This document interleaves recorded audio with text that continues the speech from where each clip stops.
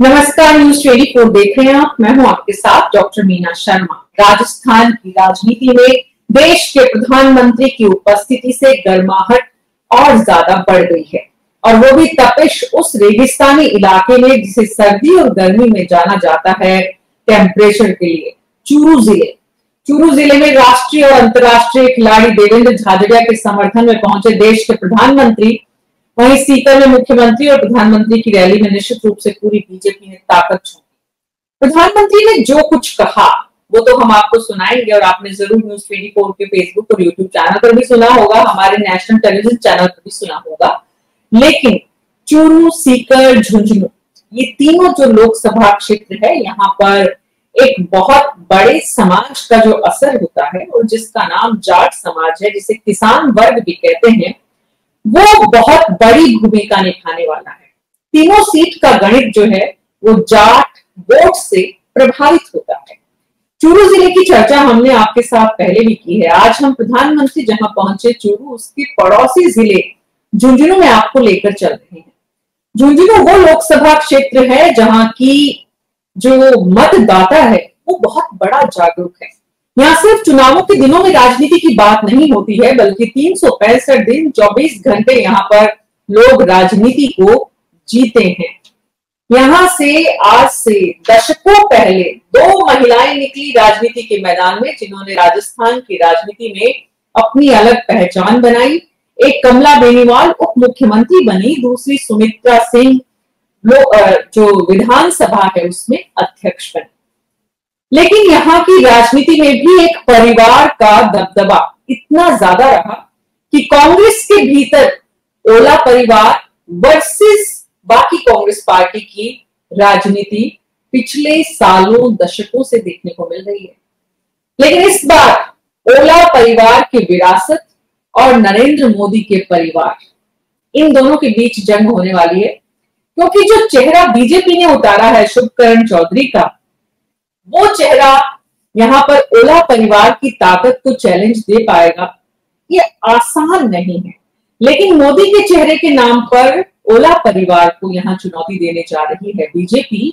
और ऐसे में बीजेपी के जो बाकी गुट हैं, जो टिकट मांग रहे थे और अपने लिए, अपनी पुत्र वधू के लिए ऐसी तमाम जो कहानियां हैं, उन सब के बीच इस वक्त झुंझुनू की तस्वीर क्या है, अगले 1 घंटे हमारे खास मेहमानों के साथ हम इसी पर विस्तार से चर्चा करेंगे। हमारे साथ यशवर्धन सिंह हैं, जो कि कांग्रेस पार्टी के प्रवक्ता हैं, विक्रम सैनी जी बीजेपी से हैं, देवकीनंदन जी वरिष्ठ पत्रकार झुंझुनू से जुड़ रहे, रमेश सराफ जी वरिष्ठ पत्रकार झुंझुनू से जुड़ रहे, राधेश्याम चोटिया जी वरिष्ठ पत्रकार चूरू से जुड़ रहे, राजीव तिवारी जी वरिष्ठ पत्रकार जयपुर से, डॉक्टर मुनेश अरोड़ा जी उदयपुर से, राजेंद्र मधुकर जी हमारे साथ सीकर से जुड़ रहे।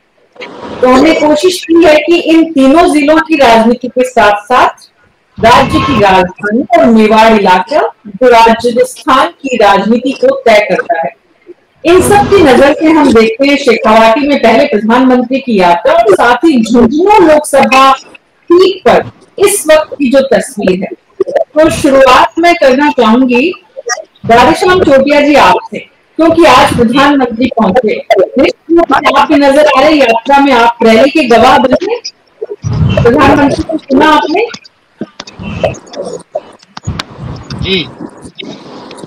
जी, तो क्या कैसी रही आज की रैली देवेंद्र झाझड़िया के समर्थन में? प्रधानमंत्री की मौजूदगी में बीजेपी ने कितनी अपनी ताकत दिखाई, और दरअसल इस ताकत को दिखाने के बाद वोट में तब्दील होने की जब बात आएगी तो तस्वीर कैसी अभी तक आपको चूरू की दिख रही है?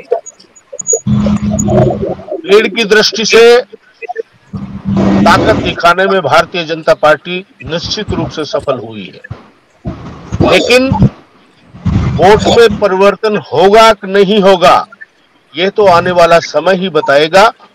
लेकिन भीड़ ऐतिहासिक रही है, और प्रधानमंत्री ने भी चुन चुनकर एक एक मुद्दे पर विस्तार से बात की है, चाहे वो 3 तलाक का मुद्दा हो, चाहे वो यमुना के जल का मुद्दा हो, चाहे वो ERCP का मुद्दा हो, और चाहे देवेंद्र झाझड़िया को टिकट क्यों दिया गया है, इस बात को भी उन्होंने स्पष्ट रूप से अपने उद्बोधन ने कहा है कि 2 साल पहले जब देवेंद्र झाझड़िया स्वर्ण पदक जीतकर मेरे पास आए थे तो उनकी मां से बात करने के बाद मुझे ये लगा कि देवेंद्र झाझड़िया एक बेहद ही गरीब किसान के परिवार से है और उसने साहस के साथ भारत सरकार का मान बढ़ाया है।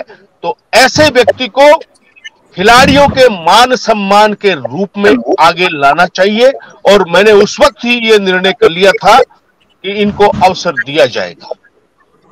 जी, तो राधेश्याम चोटिया जी, बीजेपी ने पूरी ताकत लगाई, बीजेपी की पूरी लीडरशिप स्टेट की जो है, स्टेट लीडरशिप पूरी एकजुट हुई और देश के प्रधानमंत्री का अपना एक करिश्माई व्यक्तित्व, तो वो जो भीड़ उमड़ी और एक तरफ राहुल कस्वां जिस भीड़ को जुटा रहे हैं, दोनों में क्या फर्क महसूस करते हैं आप तीनों में बैठकर?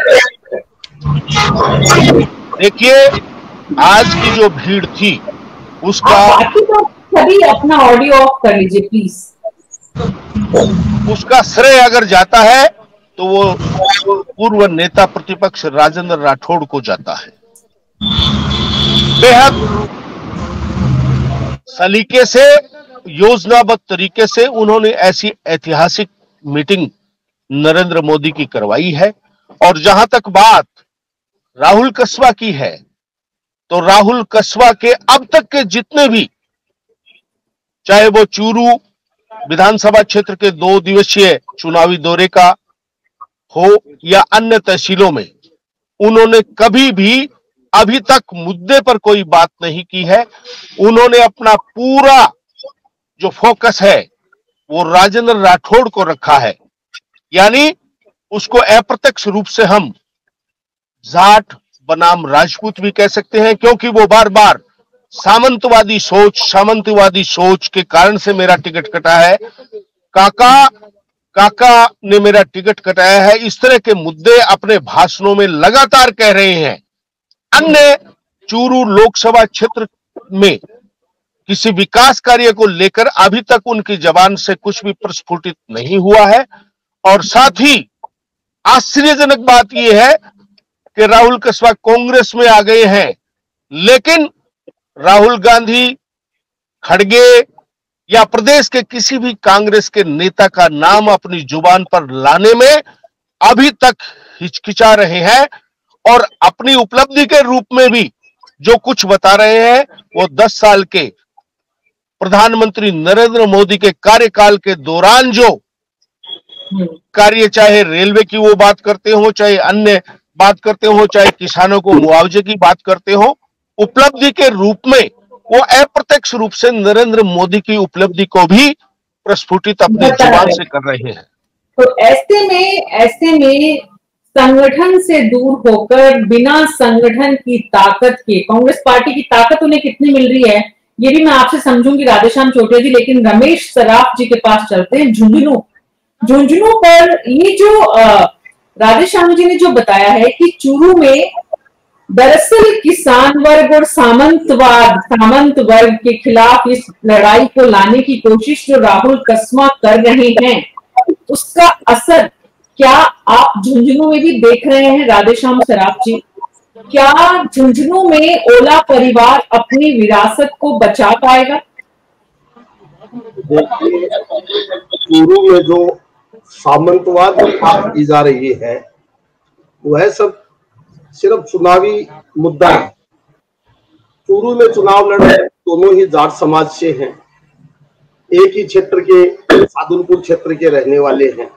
वहां सामंतवाद की कोई बात नहीं है, वहां बात है राजेंद्र राठौड़ नाम कस्वां परिवार की, जो वर्षों से लड़ाई चलती आ रही है। उसी लड़ाई कारण से राहुल कस्वां को भाजपा छोड़कर कांग्रेस में जाना पड़ा। उसी लड़ाई के चलते राजेंद्र राठौड़ ये मानते हैं कि मैं चुनाव हार गया, तो वो तो आपस की लड़ाई है, अब आप उसको किसी भी तरह का नाम दे दीजिए। रही बात झुंझुनू की, झुंझुनू में एक समय था ओला परिवार का बहुत दबदबा था। जब शीशराम जी ओला जिंदा थे, वो बड़े राजस्थान के बड़े मजबूत नेता थे। झुंझुनू से लगातार 5 बार सांसद रहे, 9 बार विधायक रहे, जिला प्रमुख रहे, कई पदों पर रहे। उन्होंने 4 सरकारों में केंद्र में मंत्री रहे, राजस्थान में कई मुख्यमंत्रियों के साथ मंत्री रहे। 2 था जब शीशराम ओला राजस्थान के पावर नेता। आज समय बदल गया है। आवाज जी आप बोले रमेश सराफ जी, बाकी सभी लोग प्लीज अपना ऑडियो बंद कर लीजिए प्लीज। जी रमेश जी, आज समय बदल गया है। शीशराम ओला जी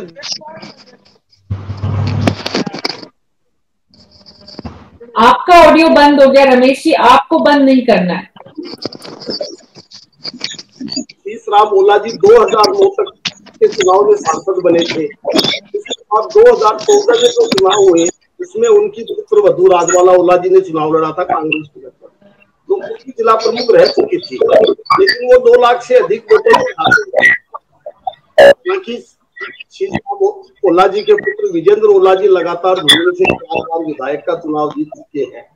शुरू में 3 बार वो हारे, सरकार में मंत्री भी रहे हैं। लेकिन अब जो चुनाव है वह चुनाव आज देश के अंदर जो भारतीय जनता पार्टी 400 सीटों का नारा दे रही है वह एक बड़ा मुद्दा है। कांग्रेस झुंझुनू जिले में हमेशा से मजबूत रही है, लेकिन वह फिर भी हार जाती है क्योंकि आपसी नेताओं की लड़ाई है। कांग्रेस के उनमें सूत्राघात होता है। यदि कांग्रेस के जो विधानसभा में प्रत्याशी थे या विधायक है वह सब मिलकर मन से ओला जी की मदद करेंगे तो निश्चित ही ओला जी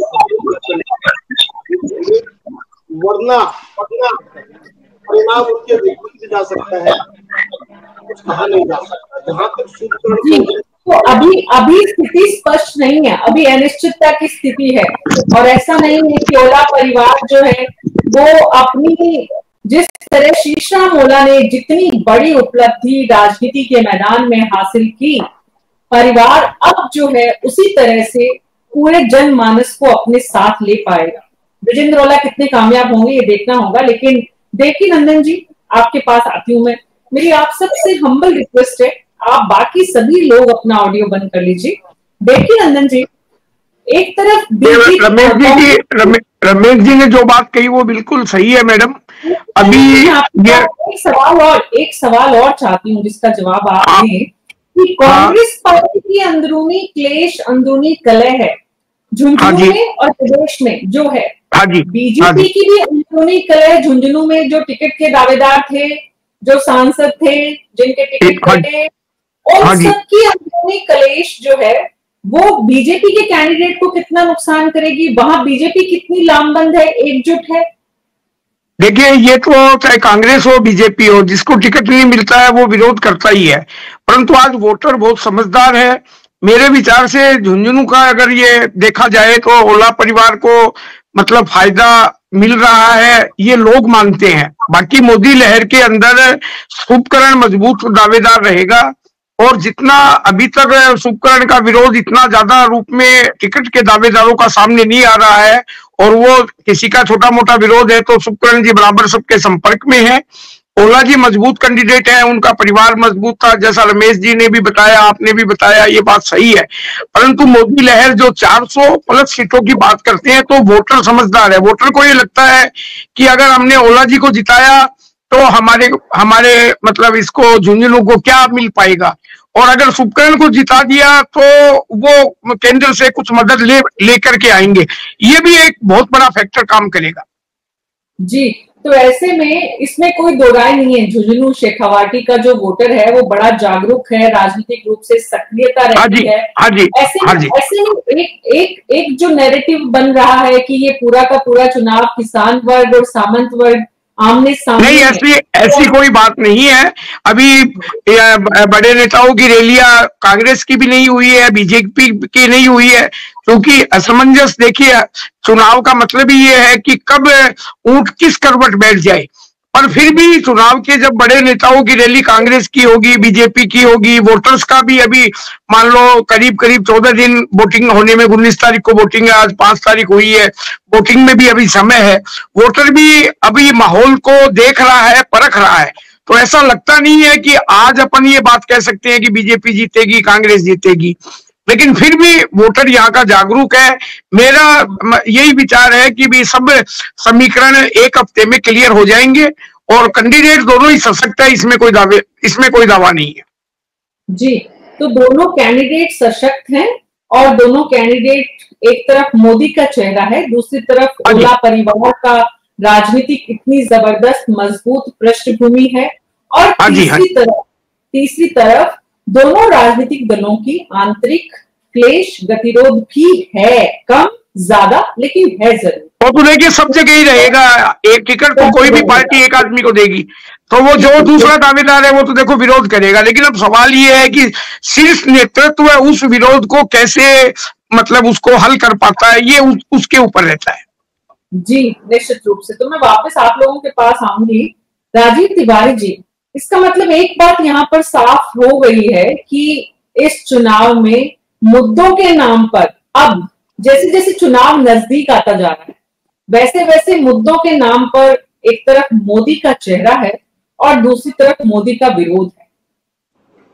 नहीं, ऐसा कोई वो नहीं है, क्योंकि देखिए अगर मोदी का चेहरा होता तो आज मोदी जी को सभा में इतने सारे मुद्दों पर इस विस्तार से बात करने की जरूरत नहीं होती।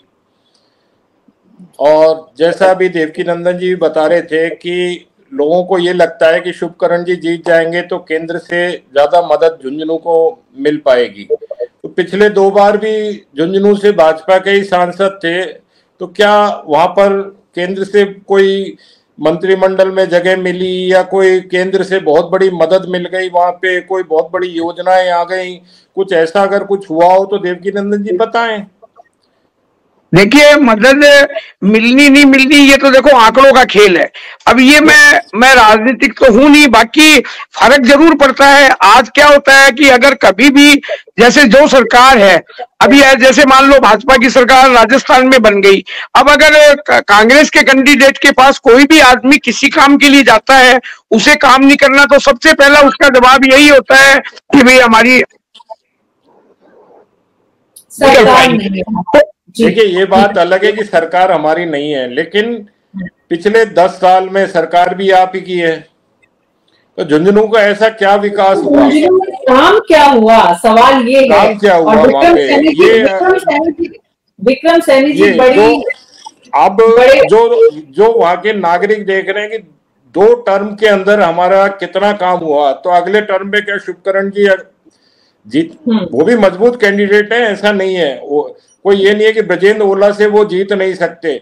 ब्रजेंद्र ओला और उनकी कड़ी टक्कर रहेगी, और अपर हैंड इसलिए रहेगा क्योंकि बीजेपी की सरकार है, बीजेपी का एक टारगेट है, बीजेपी के लोग ज्यादा सक्रिय हैं, पन्ना लेवल तक वहां पे सक्रियता दिखाई दे रही है कार्यकर्ताओं में, नेताओं में, जो अभी कांग्रेस में नहीं दिखाई दे रही। ब्रजेंद्र ओला जी के लिए सबसे बड़ा, और कांग्रेस के जो बाकी भी 25 कैंडिडेट, मतलब 3 में तो 2 पे समझौता हुआ है, बांसवाड़ा में भी उन्होंने अपना कैंडिडेट बना दिया है, तो बाकी जगह पे भी आप देखें तो हर जगह जो एक सक्रियता की कमी नजर आ रही है, वो आगे जाकर चुनाव में काफी और पिछले 2 चुनावों में भी हमने देखा है कि विधानसभा में भले ही कांग्रेस जीत गई हो, लेकिन 25 की 25 सीटें जब लोकसभा के चुनाव आए तो वो भाजपा के पक्ष में चली गई या उसके गठबंधन। तो ये सारी चीजें हैं। और जो आज की रैली थी चूरू की, अच्छी रैली थी, बहुत थी, लेकिन उसमें हमको एक ध्यान देना होगा चोटिया साहब कि वो 3 संसदीय क्षेत्रों के लोग बुलाए गए थे वहां पे, तब जाकर इतनी बड़ी तादाद इकट्ठी हुई थी, और राहुल कसबा सिर्फ चूरू की भीड़ को इकट्ठा कर रहे थे, और वो भीड़ भी देखनी पड़ेगी हमको। तो ये सारी चीजें हैं, वो आगे जब भी मतदान होगा उसमें मालूम पड़ जाएगा कि भाई किसके पक्ष में ज्यादा हुआ। लेकिन इस बार पिछली बार की तरह इतना सरल नहीं होगा, और जीत हार का अंतर भी पिछली बार जितना रहना थोड़ा मुश्किल लग रहा है। जी, तो राजस्थान की बहुत ऐसी सीट है जहां पर जीत का अंतर इस बार कम होता दिख रहा है। झुंझुनू लोकसभा क्षेत्र में भी जीत का मार्जिन कम होगा या सीट ही बीजेपी से कांग्रेस पार्टी ले पाएगी? सवाल ये है, चिंता और चर्चा का विषय ये है, चिंता किसकी है?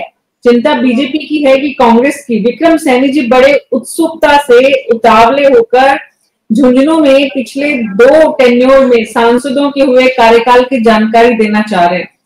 विक्रम सैनी जी जानकारी दीजिएगा। 2 सांसदों से एक बात, हाँ मीना जी, एक सैनी साहब से भी मैं एक क्वेश्चन कर लूंगा, मतलब पहले कर देता हूँ जी जी हाँ जी, जिससे इनको अपने बात बताने में सहूलियत रहेगी कि अभी हरियाणा से समझौता हुआ है पानी का, तो उसका क्या पूरा MOU हुआ? ये आज तक क्लियर नहीं हुआ है। कब आएगा, कैसे आएगा, कितने साल लग जाएंगे, उस पानी में क्या हिस्सेदारी रहेगी? क्योंकि जैसे ही यहाँ समझौता हुआ वो हरियाणा में नट गए थे खट्टर साहब।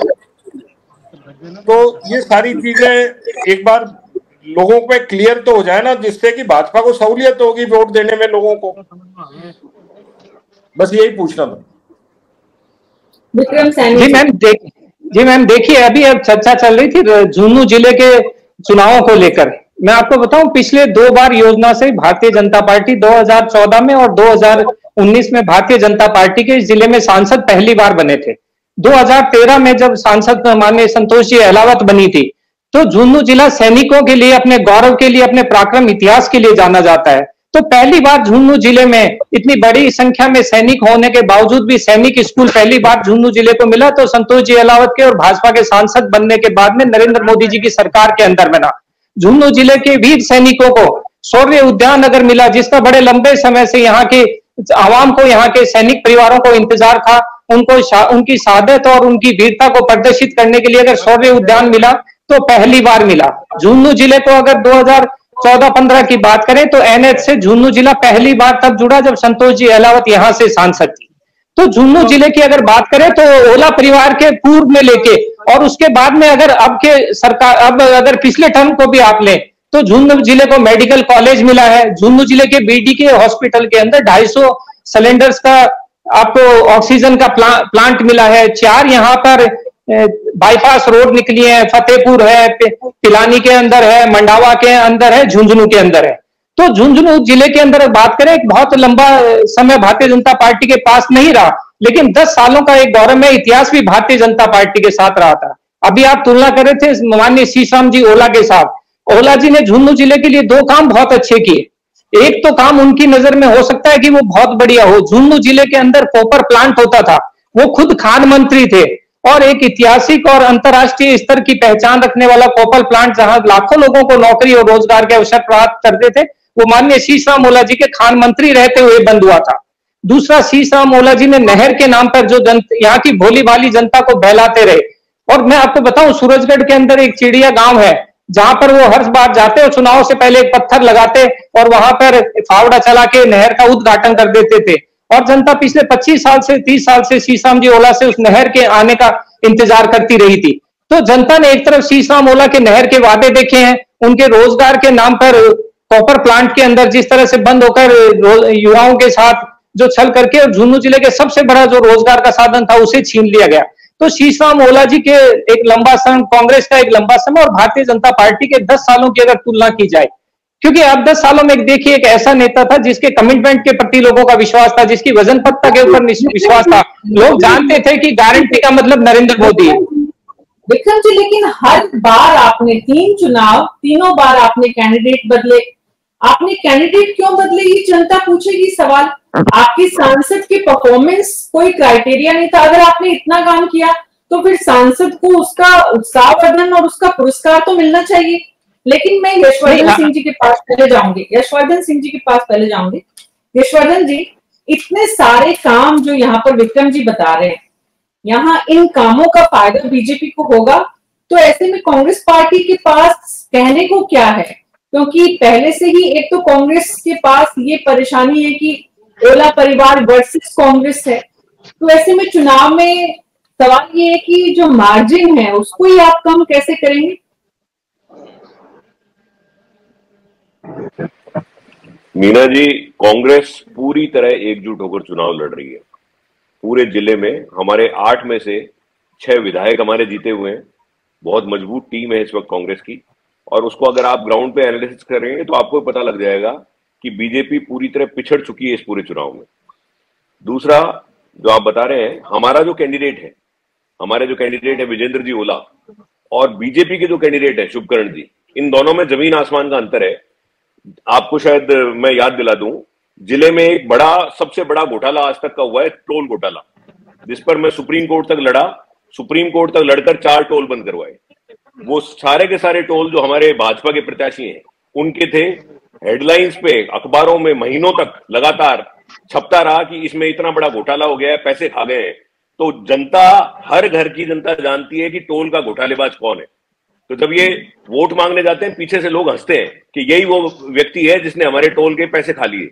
250 करोड़ रुपए का घोटाला, अभी हाईकोर्ट ने 2022 में रिकवरी निकाली, उसमें एंटी करप्शन ब्यूरो में मुकदमे दर्ज हुए हैं। तो इस तरह का हमारे जो कैंडिडेट है विजेंद्र जी ओला, उनके ऊपर कहीं कोई एक छोटा सा दाग भी नहीं है।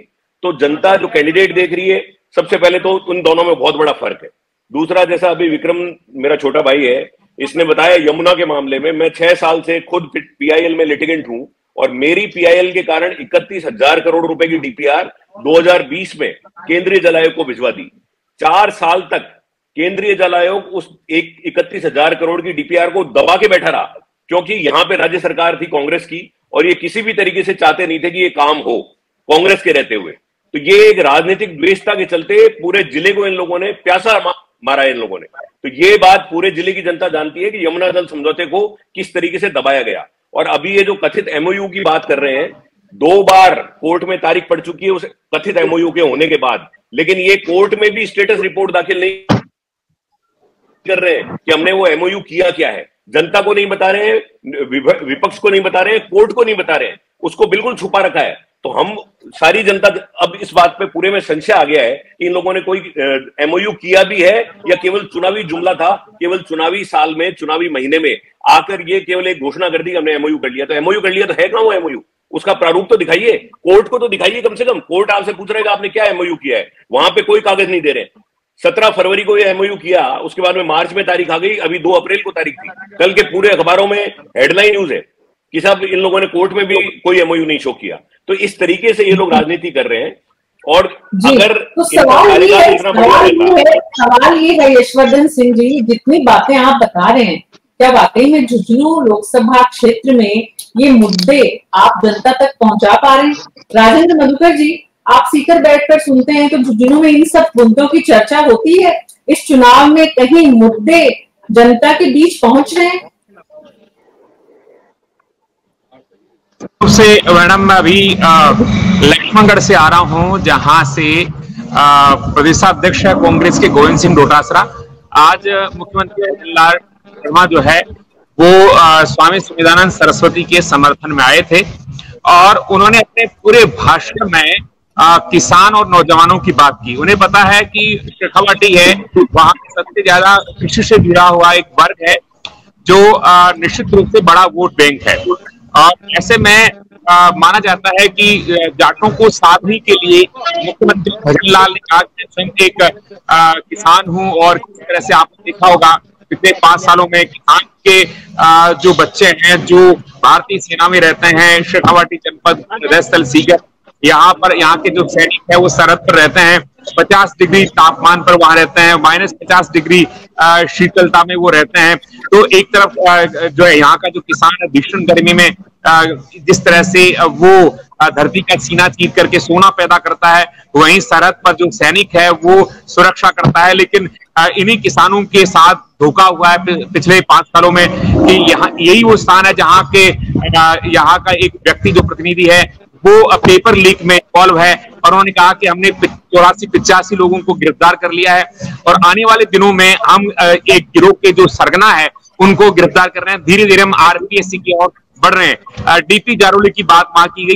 कुल मिलाकर यहाँ किसानों के मुद्दों को उठाया गया। यहाँ के जो यमुना जल समझौता 1992 की बात उन्होंने की। उन्होंने कहा किस तरह से शाह मौला जो झुंझुनू लगातार वोट लेते रहे हैं उनका जिक्र किया। उन्होंने कहा कि 1994 से लेकर के अभी तक किसी ने भी इस पर जिक्र नहीं किया, चर्चा नहीं की, लेकिन मैंने एक दिन अपने फाइल निकाली और भैरू शेखावत का जो यमुना जल समझौता है उस पर हमने काम किया और शेखावाटी को जल मिलेगा। कुल मिलाकर के यहाँ जो बड़ा मुद्दा शेखावाटी में सैनिक और किसान तो किसानों के मुद्दे को प्राथमिकता से उठाया गया। जी मैंने जी डॉक्टर मुनीश अरोड़ा, क्या वाकई में जल समझौता, ये जो जितना भी ईआरसीपी को लेकर बवाल मचा हुआ है और एमओयू अभी तक जनता के सामने नहीं है, क्या झुंझुनू लोकसभा क्षेत्र का सक्रिय जागरूक राजनीतिक रूप से जो पूरी तरह से सजग नागरिक है, वोटर है, क्या वो वोट देते समय इस बात को याद रखेगा? मीना जी, सबसे पहले तो मैं बता दूं, हम लोग जो मेवाड़ में बैठे हुए हैं, हम लोग जो यहाँ से देखते हैं झुंझुनू को, उसमें मुख्यतः 5 फैमिलीज हैं, जाट फैमिली, जिसमें मिर्जा, बेनीवाल, ओला, कस्बा, मदेना और डटोथरा फैमिली। ये 4-5 ऐसी फैमिलीज हैं जो कि उस पूरे एरिया को जाट फैमिलीज है या राजनीतिक रूप से सशक्त फैमिली मानी जाती है। यमुना जल समझौता की बात कर रहे हैं, जहां तक मुझे याद पड़ रहा है, ये हाथीखुर्द से पाइपलाइन लाने की बात हो रही है झुंझुनू और इसको देने के लिए, चूरू को देने के लिए। वो ईआरसीपी का अलग मामला है और इसका मामला सिर्फ पाइपलाइन का है। वो पाइपलाइन से पानी लाया जाएगा झुंझुनू और चूरू के लिए। वो थोड़ा सा क्लियर कर लेंगे मेरे साथी लोग कि वाकई वो है या ये है। नंबर 2, जहां तक आपने कहा था कि वोट के लिए, वोट के अंदर मेरे को अच्छी तरह से याद है, इतने साल के जर्नलिज्म में शीशराम ओला जी थे, जिन्होंने उदयपुर अपने राजस्थान की ब्यूरोक्रेसी में सीएस को और बड़े बड़े आईएएस को बड़े बाबू कह के बुलाया था। किसी ने आज तक आईएएस ऑफिसर को बड़ा बाबू नहीं कहा। शीशराम ओला जी थे जिन्होंने दबंगता से राज किया और उस एरिया में अपनी दबंगता से काम किया। और जहां तक आज की वर्तमान स्थिति की बात है, तो वर्तमान स्थिति में जो मेरे भाई मित्र बात आ रहे थे, शुभकरण चौधरी के मुकाबले में ब्रजेंद्र ओला काफी आगे है, क्योंकि 6 कंस्टिट्यूंसी लगातार बीजेपी के पास है विधानसभा, तो कांग्रेस के पास है विधानसभा में और 2 बीजेपी के पास है। तो ये तो लाभ मिलेगा। आज जो मोदी जी की बात आपने कही है, जो मेरे साथी लोग कह रहे थे, तो थोड़ा सा मैं उस पर भी आना चाहूंगा। मोदी जी ने किसान की बात की और सैनिकों की बात की, मगर मीना जी एक चीज मैं बता दूं, सबसे ज्यादा मिलिट्री के अंदर लोग झुंझुनू से जाते हैं, शेखावटी से जाते हैं, मगर अग्निवीर योजना जब से लागू हुई है, अग्निवीर में 4 साल की रिक्रूटमेंट है और उसका सबसे सीधा नुकसान इस शेखावटी बेल्ट को ही हुआ है, राजस्थान में और किसी बेल्ट को नहीं हुआ। 4 साल की नौकरी मिलती है, उसके बाद वो बाहर आएगा या परमानेंट होगा या उसका क्या भविष्य होगा, वो आज हम नहीं कह सकते। तो अग्निवीर योजना जो मोदी जी ने बिल्कुल उसका नाम तक भी नहीं लिया, उसके अंदर उन्होंने उनके दुखों को बताया कि हमने सैनिकों के लिए ये किया, मगर जो बेरोजगारी की बात कांग्रेस उठा रही है, महंगाई की बात उठा रही है, एमएसपी की बात उठा रही है, उसके ऊपर कोई बात आज मोदी जी की सभा में नहीं हुई। मेरे को जहां तक ध्यान है, यहां से हम जो एनालिसिस कर, ये 17 विधानसभाओं को कवर करते हुए मोदी जी की सभा हुई थी। मोदी लहर है, इससे मना नहीं किया जा सकता। मोदी जी का चेहरा आगे है, इससे मना नहीं किया जा सकता। मोदी जी को लेकर के जो गारंटियां दी जा रही है, उसका मना नहीं किया जा सकता। मगर विपक्ष जो मुद्दे उठा रहा है, विपक्ष जिस पे प्रहार कर रहा है, हालांकि विपक्ष उतना सशक्त नहीं है, उतने स्ट्रांग रूप से अपनी बात नहीं रख सक रहा, वो जनता से कनेक्ट नहीं हो सक रहा, मगर मोदी जी बहुत जल्दी कनेक्ट होते हैं और अपनी बात को पहुंचाते हैं, इसलिए वो ज्यादा हाईलाइटेड है। मगर एक चीज मीना जी और बता दूं मैं, कि आज जो प्रमुख बात हुई मोदी जी की सभा के अंदर, तो उन्होंने ये कहा कि मैं यहाँ के लोगों को, झुंझुनू को और शेखावटी और चूरू के लोगों में देवेंद्र झाझरिया के साथ पर्सनल रूप से, क्योंकि वो यूथ है, मैच जीत के आया था, वो पदक लेके आया था, उसके बाद मैंने सोचा था कि गरीब किसान का बेटा, ताकि किसान के मर्म को उन्होंने उठाने की कोशिश की, महिलाओं की बात करने की कोशिश की, मगर महंगाई उस मुद्दे को लेकर उन्होंने कोई बात नहीं कही। महंगाई एक ऐसा मुद्दा है जो आज नासूर बना हुआ है। अब एक चीज और बैक स्ट्रीम में बता दूं मैं आपको कि आरएसएस के लोगों ने ये घोषणा कर दी है कि वो अब की बार राजस्थान में 100% मतदान कराने के लिए कोशिश करेंगे। आज एक खबर भी छप गई है, छुपी हुई बात नहीं है। उन्होंने पीले चावल बांटना, वोटर्स को निकालना, 100% मतदान के लिए करना, तो ये बीजेपी की बैकबोन है, नर्वस सिस्टम है, जिसको लेकर मैंने बार बार बात की आपसे कि बीजेपी का नर्वस सिस्टम बहुत मजबूत है। वो अपने, जब तक कांग्रेस के कार्यकर्ता 11 बजे आएंगे तब तक वो आधा लीड बना चुके होंगे। तो अब जरूरत ये कि क्या कांग्रेस अपने कार्यकर्ताओं को एकजुट कर सकेगी, जो कि पूरे राजस्थान में स्थिति नजर नहीं आ रही। आज भी अशोक गहलोत जालौर में फिक्स हो गए, सचिन पायलट के लिए ये एक एरिया रह गया। अब उदयपुर साइड को आप देखिए तो डटोसरा जी और अपने खड़गे साहब तो आगे चले गए। इधर की बेल्ट का क्या होगा? उधर की बेल्टों में भी कई लोग नहीं पहुंच रहे। तो जो नेतृत्व की कमी है कांग्रेस में, वो एक बहुत बड़ी समस्या बनेगी, ये मेरा मानना है। और वो मोदी जी उस पर हिट कर रहे हैं। और ये जो नेतृत्व की समस्या है, ये सिर्फ एक लोकसभा क्षेत्र तक नहीं है। रमेश सराफ जी, दो सवाल उठते हैं जो डॉक्टर मुनेश अरोड़ा ने जितनी बातें कही है। पहली बात तो ये कि क्या मुद्दा इस चुनाव में मुद्दे हैं, चाहे वो अग्निवीर हो, चाहे वो पानी हो, चाहे वो बेरोजगारी हो। लोकसभा क्षेत्र झुंझुनू में जब हम नजर डालते हैं, जनता से बात करते हैं, और क्योंकि आप लोग हमेशा जनता के बीच में निरंतर रहते हैं, क्या रमेश सराफ जी ये चुनाव मुद्दों पर लड़ा जा रहा है? कांग्रेस पार्टी के द्वारा कम से कम मुद्दों को उठाया जा रहा है? नहीं, कोई मुद्दा नहीं है। मैं तो गांव में रहता हूं, अभी भी गांव में ही हूं। किसी को कोई मतलब नहीं है। लोग अपनी फसल काटने में लगे हुए हैं, काश्तकार। उनको ये भी नहीं पता है कि चुनाव वोट कब डालना है। जब तारीख नजदीक आएगी तो वो लोग वोट डालने चले जाएंगे, क्योंकि मौसम खराब हो रहा है। सबके समस्या ये है कि पहले फसल को अपने घर लाएं। दूसरी बात, अभी अरोड़ा साहब ने बताया कि झुंझुनू में 6 विधायक कांग्रेस के हैं, 2 बीजेपी के हैं। तो 2019 में भी कांग्रेस के 6 विधायक थे, बीजेपी के 2 थे, फिर भी बीजेपी का कैंडिडेट 3,02,000 वोटों से जीतता है। 2014 में भी झुंझुनू के अंदर कांग्रेस के 5 विधायक थे, 1 निर्दलीय था, 2 बीजेपी के थे, फिर भी बीजेपी का जो सांसद था वो 2 लाख से अधिक वोटों से जीता है। तो विधानसभा का चुनाव और लोकसभा का चुनाव, ये दोनों अलग अलग मुद्दों पे लड़े जाते हैं। इनके मुद्दे एक नहीं है, इनकी समस्याएं एक नहीं है। और अभी तक तो गांवों के अंदर कोई चुनाव का माहौल भी नहीं बना है। शहरों में होता है या मीडिया में है, लोग अखबार पढ़ लेते हैं, अखबारों में नेताओं के बयान आ जाते हैं। बाकी गांव में अभी कोई चुनावी माहौल नहीं बन पाया है। लोगों में चुनाव को लेके अभी कोई जिज्ञासा भी नहीं है, कोई उत्सुकता भी नहीं है, कोई उनके ये भी नहीं है कि भाई हमें बहुत वो इसमें आगे आके भाग लेना है। अभी तो सब लोग अपना दिनचर्या का काम कर रहे हैं। जब चुनाव नजदीक आएंगे तब लोग करेंगे। हाँ, लोगों ने मानस बनाया है कि भाई इसको वोट देंगे। अब उसके अंदर 10-5% वोट होते हैं, वो हवा के वोट। रमेश जी, बीच में एक बात और आपसे समझना चाह रहे हैं कि एक तरफ किसान अपने कामों में लगा हुआ है, फसल का समय है, मुद्दे इस चुनाव में कहीं है नहीं। बीजेपी के मोदी के चेहरे के नाम की बढ़त बीजेपी के पास है। कांग्रेस की लीडरशिप और कांग्रेस का संगठन जो है वो वहां पर नजर नहीं आता है। तो ऐसे में एक बात जो डॉक्टर मुनेश अरोड़ा ने कही, देवकी रंजन जी, मैं इस सवाल के साथ आपके पास आ रही हूँ। देवकी रंजन जी, जो आरएसएस है जो 100% वोटिंग के लिए प्रयास कर रहा है, आरएसएस कितना सजग, कितना सक्रिय हुआ है बीजेपी के कैंडिडेट के लिए वहां झुंझुनू में? देखिए, ये हर बार कुछ न कुछ प्रतिशत बढ़ाने की कोशिश रहती है और कुछ हद तक ये कोशिश सफल भी होती है।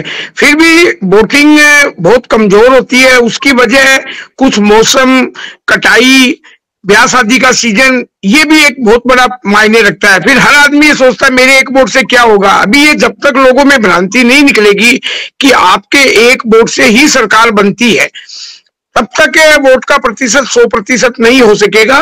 लोगों में जागरूकता पहले से ज्यादा आई है, लोग वोट गिरने जाते भी हैं, इसमें कोई दो राय नहीं है। फिर भी जो जागरूकता होनी चाहिए वो जागरूकता की अभी फिर भी कमी है। देखिए रंजन जी, शुभकरण चौधरी को आरएसएस का कितना सपोर्ट है? देखिए, मेरे हिसाब से तो देखिए शहर में, गांवों में तो जैसे ये अपने मेरे को ज्यादा पता नहीं है, बाकी शहर में तो मतलब करीब करीब वोटर्स है वो आरएसएस के हो, व्यापारी वर्ग हो या बीजेपी के हो, कहीं पे ऐसे कोई फूट जैसा कोई माहौल दिख नहीं रहा है, विरोध जैसा माहौल भी कोई नहीं दिख रहा है। बाबू जी पिछली बार निर्दलीय इनके सामने, बबलू चौधरी के सामने चुनाव लड़े थे, वो भी 2 दिन से भाजपा ज्वाइन कर ली है, तो वो भी कोशिश करेंगे कि भाजपा कोई मतलब वोट दिलाए। तो अभी तक तो सब एकजुटता ही नजर आ रही है। अब अंदर से क्या होता है उसका कुछ पता चल नहीं रहा है। रमेश सराफ जी, पूरे देश में इस वक्त एक सवाल है कि जो बीजेपी का जितना भी टारगेट है उसमें जो बड़ी भूमिका निभाएगा वो आरएसएस निभाएगा। झुंझुनू में इस वक्त आरएसएस जो है वो कितना सक्रिय हो चुका है, हुआ है? क्योंकि एक तरफ आप बोल रहे हैं वोटर चुनावी माहौल बना नहीं है, वहीं दूसरी तरफ ये लोग पन्ना प्रमुख तक पहुंचते हैं, तो अभी आरएसएस किस मुद्रा में नजर आ रही है आपको? देखिए, आरएसएस झुंझुनू जिले में शहरों तक ज्यादा है, गांव में आरएसएस नहीं है। जितनी भी आरएसएस की शाखा लगती है अमूमन शहर या कस्बे नुमा बड़ी जगह पे ही लगती है, गांव में नहीं लगती है। आज जब चुनाव नजदीक आएंगे तो आरएसएस के जो लोग जुड़े हुए हैं, कार्यकर्ता हैं, पदाधिकारी हैं, वो गाँव में भी आएंगे, अपनी विचारधारा के लोगों से मिलेंगे, संपर्क भी करेंगे। और अभी तक तो जो आरएसएस के लोग हैं वो शहरों में ही हैं, गाँव में कम है अभी जी। गाँव में तो वैसे ही प्रसार कम है। मीना जी, आप तो खुद ही यहीं से रहने वाली हो, आप तो जानते हो कि शेखावाटी की कल्चर को भी जानते हो, आपको भी पता है, पूरा हर चीज का पता है। अपने यहाँ तो जब चुनाव नजदीक आएंगे तभी गाँव में ज्यादा वोटों का वो हलचल मचेगी। अभी कुछ भी नहीं है, बिल्कुल भी नहीं है प्रसार। मैं तो ये कहता हूँ गाँव में बिल्कुल भी नहीं है। अब जैसे कल उदयपुर वाटी में शुभकर्ण जी घूम के गए, लोग मिल गए, उन्होंने जिसको मीटिंग में आना आ गई। कल विजेंद्र जी ओला आएंगे, वो भी घूम के चले जाएंगे। तो अभी तो लोग बस आते हैं, जो जिनको समय मिलता है वो सुन लेते हैं, लेकिन जैसे 2-4-5 दिन का समय रहेगा तभी हलचल बढ़ेगी चुनावों की। जी बिल्कुल। राधेश्याम चोटिया जी, ये जो बात रमेश सराफ जी ने कही और ये बहुत सिग्निफिकेंट है आज के, जब हम एक तरफ तो डेमोक्रेसी की मजबूती की बात करते हैं, दूसरी तरफ हम युवाओं की राजनीति में सक्रियता की बात करते हैं। चुनाव का माहौल जो होता है वो चुनाव की आज 5 तारीख है। पिछले चुनावों को आप देखते हैं, कई चुनाव आपने देखे हैं, विधानसभा के, लोकसभा के चुनावों में माहौल बनते बनते कब तक कितना समय होता है? चुनाव की तारीख से कितना पहले माहौल जो है वो एकदम वाकई में बस हमेशा की तरह ही हो रहा है, या अब चुनावी माहौल भी कम होता जा रहा है? निश्चित रूप से मैम, चुनावी माहौल धीरे धीरे कम होता जा रहा है, क्योंकि एक कारण तो इसका यह भी है कि नेताओं की कथनी और करनी में जो अंतर नियमित रूप से चला रहा है, चाहे कांग्रेस हो चाहे भाजपा हो, तो लोग वही रुचि लेते हैं जो नेताओं के इर्द गिर्द लगे रहते हैं। उनकी तो मजबूरी भी है रुचि लेना। आम जो व्यक्ति है वो न तो जहां तक संभव हो मीटिंगों में जाना चाहता और न ही पॉलिटिक्स पर किसी अनजान आदमी के साथ बात करना चाहता। ये तो मीडिया का कमाल है, क्योंकि यूट्यूब का जमाना है और यूट्यूबर गली गली गांव गांव घूम रहे हैं, इसलिए लोगों को लगता है कि चुनाव है। अगर जनता की हम वास्तविकता पर नजर डालें तो कहीं ऐसा नहीं लगता कि लोकसभा जो देश का भविष्य तय करने वाली है उसका चुनाव चल रहा है। यशवर्धन सिंह जी, आपने सभी लोगों को सुना होगा, चुनाव के वक्त भी अगर विपक्ष, अपोजिशन और सत्ता में बैठे हुए लोगों को चुनौती देने वाली कांग्रेस पार्टी और कांग्रेस का अलायंस अगर जनता के बीच में नहीं है, मुद्दों की बात नहीं हो रही है, तो आप किस आधार पर अपने लिए जनता को वोट के लिए, मतलब आप उम्मीद कर रहे हैं घर में बैठकर? जी नहीं, मैं पिछले कई दिनों से ग्राउंड में हूं, प्रत्याशी के साथ भी गया हूं। हमारे सारे विधानसभा में लगातार अलग अलग जितने भी कैंडिडेट्स हैं हमारे, जो जीते हुए हैं, हारे हुए हैं, वो सारे के सारे प्रचार कर रहे हैं।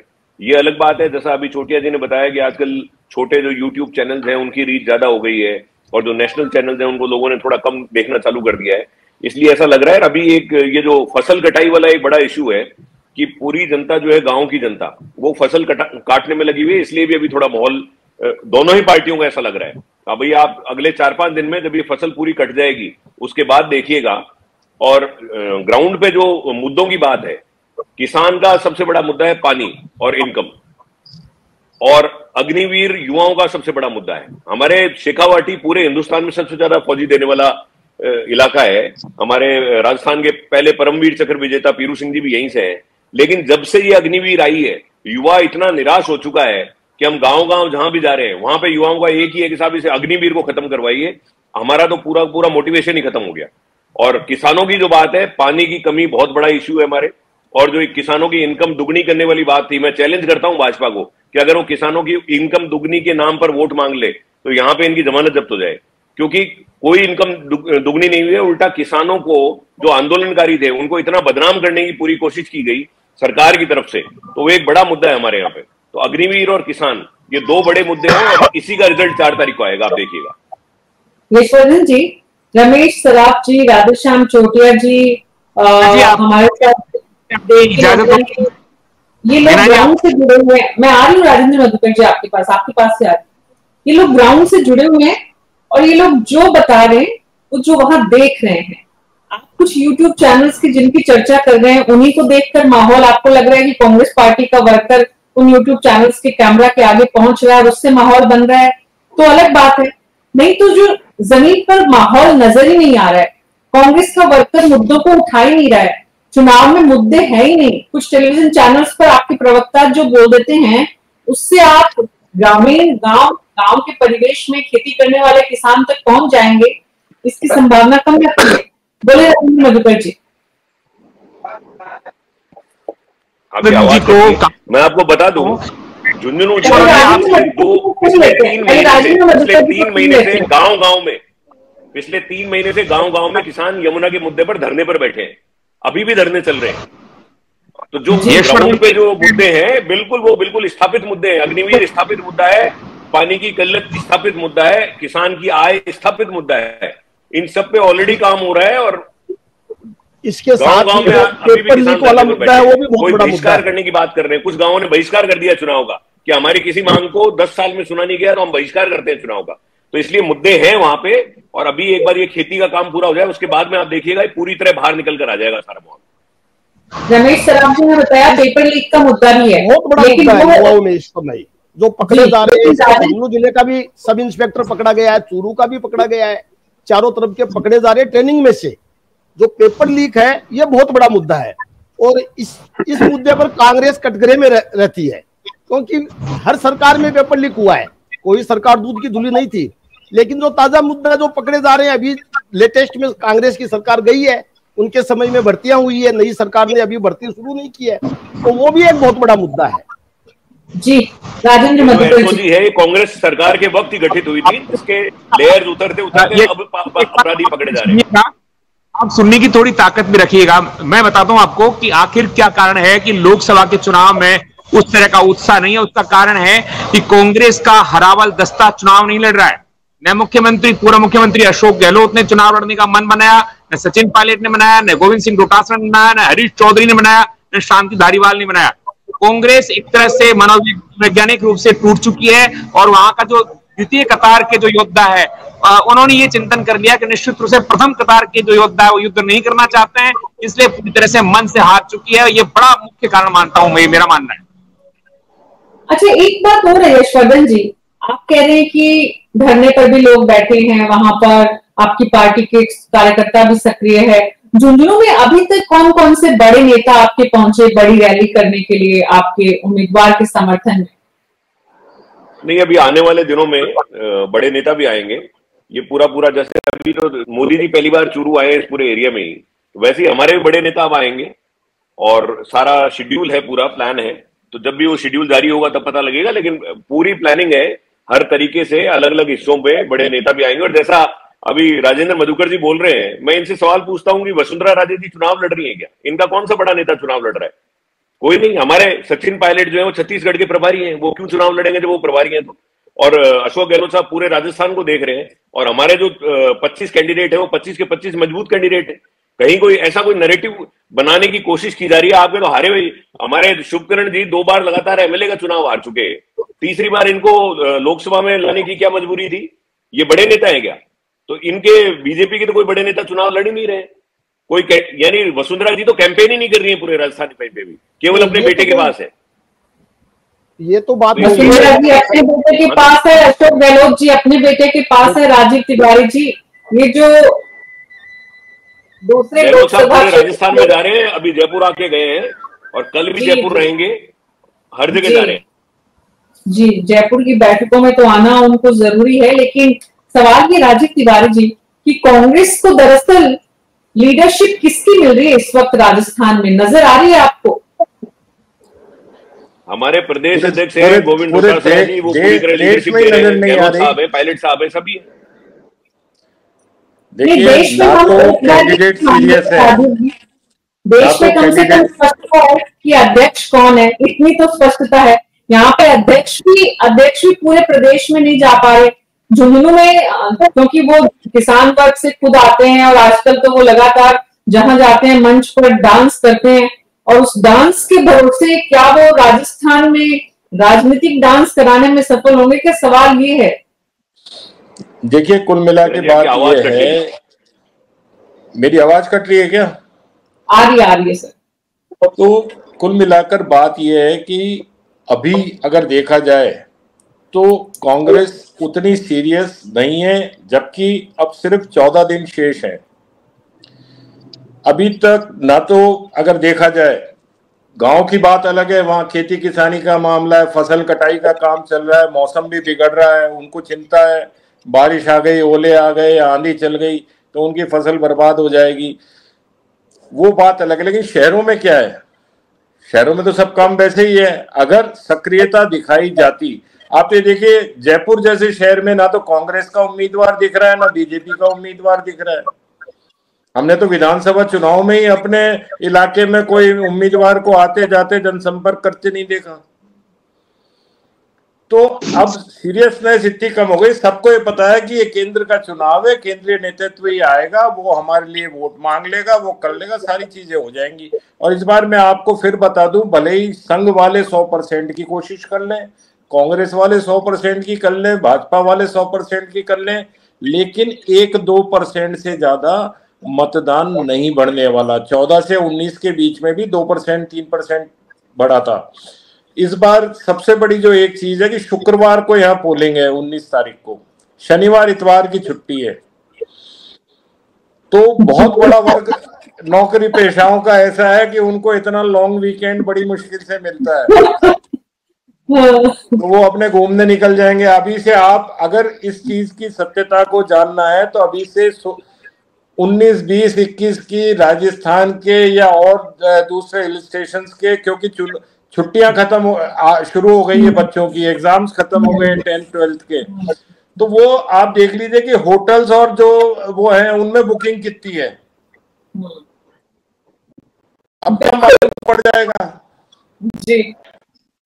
तो ये सारी चीजें देखने की हैं। हम भले ही कितना कर लें कि वो प्रयास कर रहे हैं 100% कराएंगे, वो 90% कराएंगे, 80% कराएंगे, लेकिन अब जनता भी समझ चुकी है कि सरकार किसी की भी बने, हमारी तो स्थिति वही रहनी है। मीना जी, एक बात मैं ये पूछना चाहता हूँ कि कांग्रेस को सिक्कर सीट छोड़ने की कहाँ जरूरत पड़ गई? सिक्कर में पिछली बार माकपा के अमरा राम जी को लोकसभा चुनाव में 30,000 वोट मिले थे। सिक्कर कभी माकपा में विधायक तो जीते थे, लेकिन कभी लोकसभा में पड़ी जैसे पिछली बार नागौर में भाजपा को पड़ गई थी। अरे हनुमान बेनीवाल तो लोकसभा चुनाव में निर्दलीय में 2-2, 2.5 लाख वोट लाया था। अमरा राम जी तो टिकट के ऊपर 30,000 वोट लाए हैं, तो 4 बार सिक्कर जिले से एमएलए रहे हैं। हनुमान बेनीवाल तो 2 बार एमएलए रहकर भी निर्दलीय सांसद के रूप चुनाव के अंदर 2.5-3 लाख वोट लाया था। वो तो 30,000 वोट वाले को आपने सीट दे दी, कमाल की बात है। देखिए राजनीतिक मजबूरियां भी कोई चीज होती है, नहीं वो अलग बात है। उधर आपने बांसवाड़ा की सीट है, वहां कैंडिडेट डिक्लेयर करके बामनिया को फिर फार्म ही नहीं भराया, ये इससे स्थिति खराब होती है। मैं ये नहीं कह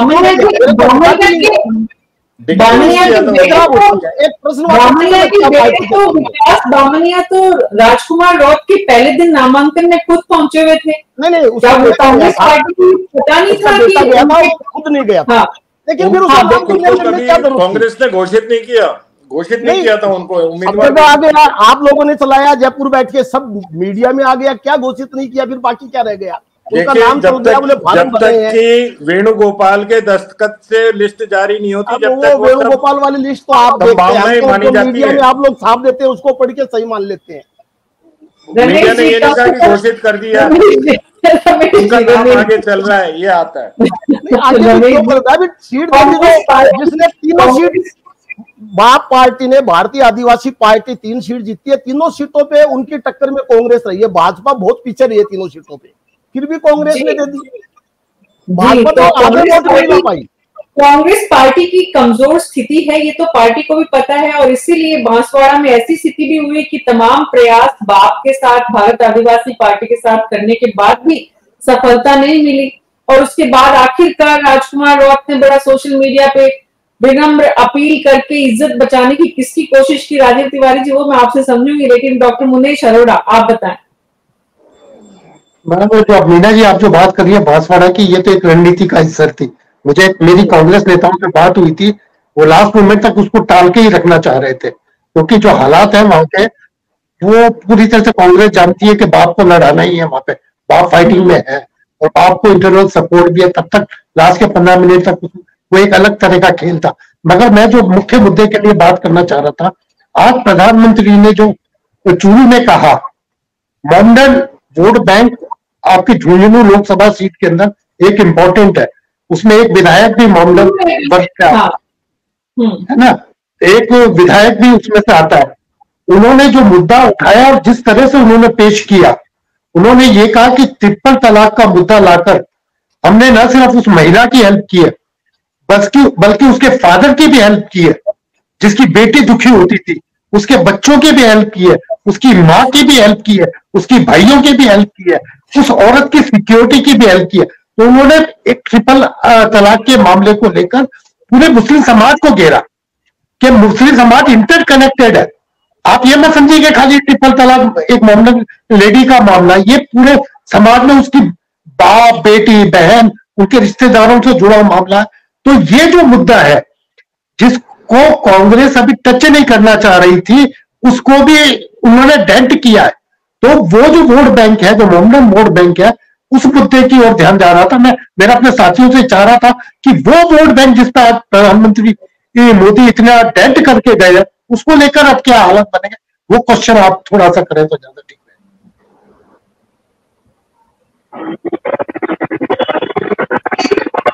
विक्रम सैनी जी बहुत देर से इंतजार कर रहे हैं, तो विक्रम जी, एक बात तो साफ हो गई है कि ट्रिपल तलाक का उदाहरण देकर देश के प्रधानमंत्री ने यहाँ पर समाज विशेष को भी कहीं ना कहीं अपील की है कि भाई हमारा ध्यान रखें। देखिए मैम, सबका साथ, सबका विकास और सबके विश्वास के साथ काम करने वाली भारतीय जनता पार्टी है। इसी के कारण यहाँ जाति धर्म के नाम पे या राजनीतिक दलों पे संगठनात्मक राजनीति नहीं है। पार्टी ने जो एक लाइन ली थी, और वो मुस्लिम समाज को भी, अल्पसंख्यक समाज को भी समझ में आया कि ये सब विषय हमारे लिए बड़े लाभकारी हैं और हमारी सामाजिक व्यवस्था के लिए भी बहुत आवश्यक है।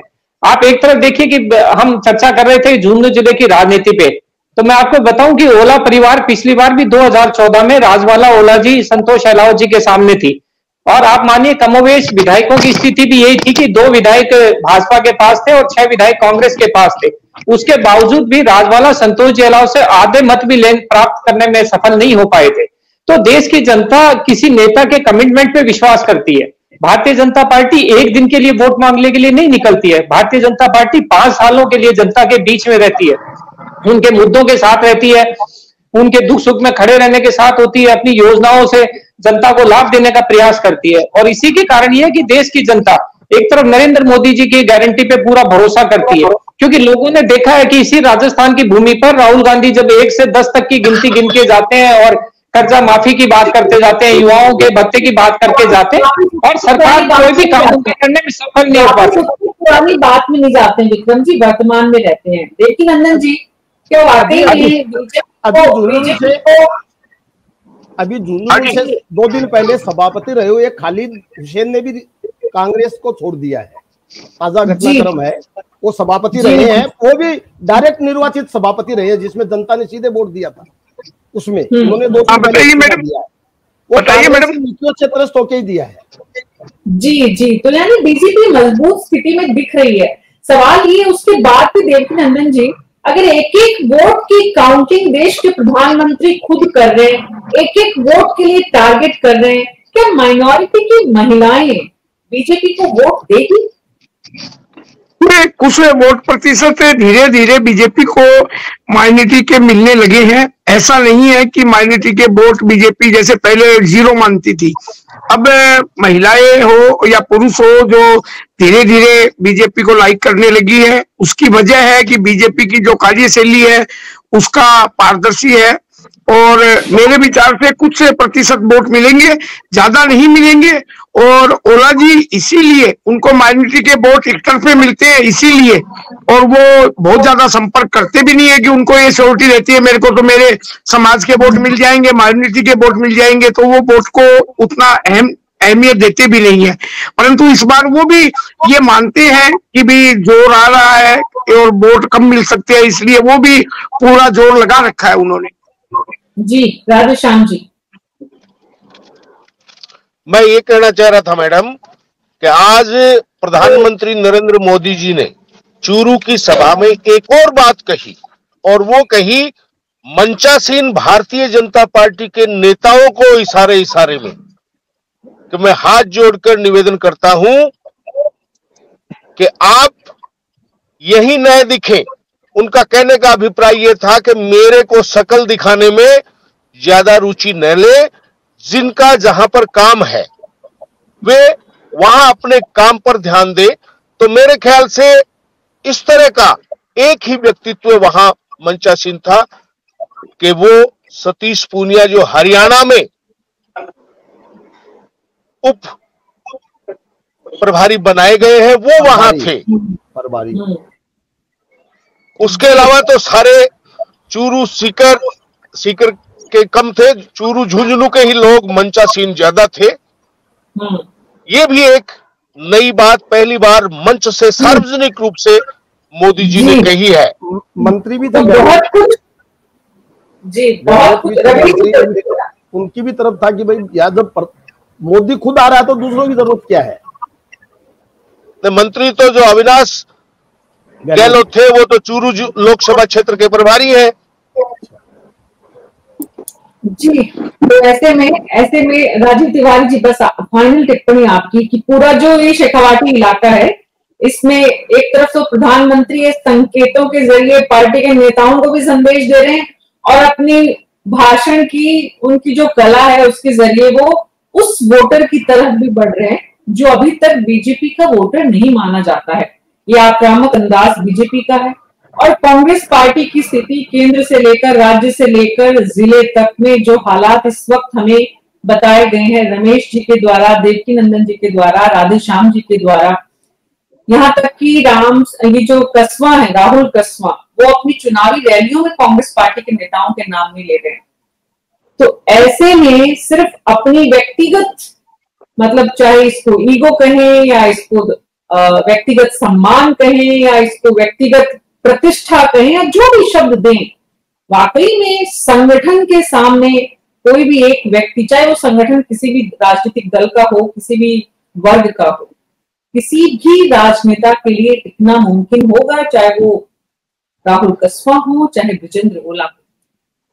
देखिए, ये तो सब विदित है कि बीजेपी प्रचार में आगे चल रही है। प्रधानमंत्री जिस तरीके से पूरे चुनाव उसको कैंपेन को संभाले हुए हैं या अमित शाह संभाले हुए हैं, तो वो बहुत ही ऑर्गेनाइज्ड वे में सारा काम हो रहा है कांग्रेस इसमें। लेकिन आप ये देखिए कि शेखावाटी में ज्यादातर वोट जो पड़ते हैं वो जातिगत आधार पर पड़ते हैं, इसीलिए जातियों को ध्यान में रखकर ही टिकट भी दिए गए हैं। तो ये कहना कि प्रचार में लोगों को नाम नहीं लेना या वो नहीं करना, जिसका जैसा जातिगत जोर बैठेगा वहां जो वो रहेगी। एक बजेंद्र ओला के पास जो प्लस पॉइंट है आज की तारीख में वो माइनॉरिटी वोट्स का है, जो आज प्रधानमंत्री ने अपने रैली में भी उसको पॉइंट आउट किया कि भाई हमने महिलाओं के लिए 3 तलाक वाला जो मामला है उसको लेके की। लेकिन फिर भी माइनॉरिटीज के 80% वोट अभी भी कांग्रेस की तरफ ही जाते हैं। तो ये एक हुआ है। बाकी जो जातिगत अभी किसान फ्री होंगे, उसके बाद उनकी चौपालों में क्या निर्णय होगा, पंच सरपंच किसको कहेंगे, या जो वहां पे अभी भी संयुक्त परिवार बहुत है, तो संयुक्त परिवार में मुखिया किसको वोट देने के लिए कहेगा, तो भले ही वहां दादा हो पोता हो, जो भी वोट के काबिल है, वोट देने लायक है, वोट की दे सकता है, वो उनके कहने का अभी भी बड़ा असर चलता है। और ये एक बड़ा फैक्टर शेखावाटी में सारी सीटों पर दिखाई देगा। जी, बहुत बहुत शुक्रिया आप सबका इस चर्चा में शामिल होने के लिए। न्यूज़ 24 पर हम आपको राजस्थान धन्यवाद लोकसभाओं का हाल दिखा रहे हैं। आज झुंझुनू जिले की जो तस्वीर आपके सामने रखी, उसमें इस बात में कोई दो राय नहीं है कि मुकाबला वहां पर काफी रोमांचक है और मुकाबला कड़ा भी है। ऐसे में देखना होगा कि एक तरफ मोदी का चेहरा और दूसरी तरफ ओला परिवार की विरासत में किसको सफलता मिलती है परिवार को आगे बढ़ाने की। परिवार मोदी का बढ़ेगा या ओला का, देखना होगा। जनता को क्या मिलेगा ये भी दिलचस्प है। जनता को, क्योंकि चुनावों के बाद बहुत कुछ मिलता नहीं है, इसलिए इस बार चुनावों से पहले झुंझुनू जिले में कम से कम जनता में भी चुनावी माहौल इस वक्त नजर नहीं आ रहा है। न्यूज़ 24 पर आप लगातार देखते रहिए लोकसभा चुनाव से जुड़ी हुई तस्वीर और खबरें। और अगर आप अपने इलाके की कोई भी खबर हमारे साथ, सूचना, जानकारी साझा करना चाहते हैं तो हमारे फेसबुक और यूट्यूब चैनल के कमेंट बॉक्स में आप अपनी राय जरूर बताएं। नमस्कार।